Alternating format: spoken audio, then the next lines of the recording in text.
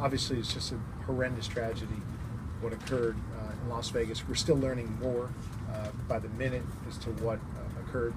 In just a couple hours, I'll be in Philadelphia at a vigil there, speaking to the broader community about this issue, and I'll share with you some of the things that that I'll share with them, which is that we take going after people with illegal guns, which I'm not suggesting that's what occurred in Las Vegas, but in general, we take that responsibility very seriously. We have a gun violence task force which routinely takes about 250 to 300 guns, illegal guns, off the streets in Philadelphia alone each and every year.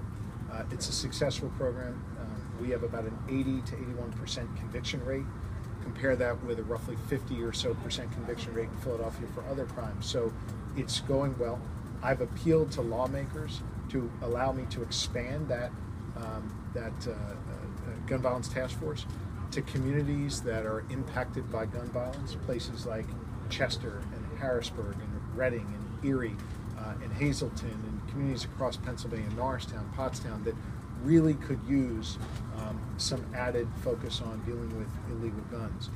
So far the legislature has not funded those initiatives. I'm hopeful they will, and we will be able to stand up a gun violence task force in those communities as quickly as they give us the funding there. There are some policy measures that I think could go a long way. Universal background checks is critical, and I'd like to see that happen.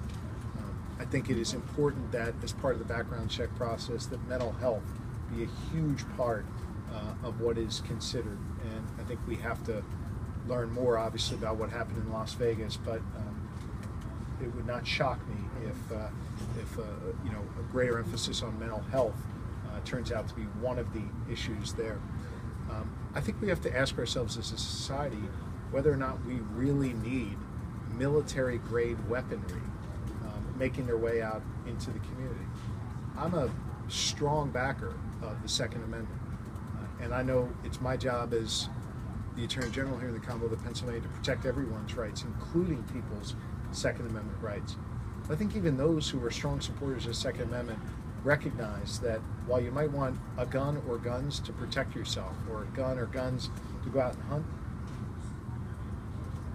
I'm not sure we really need to have these military-style assault weapons in the hands of just anyone in the public.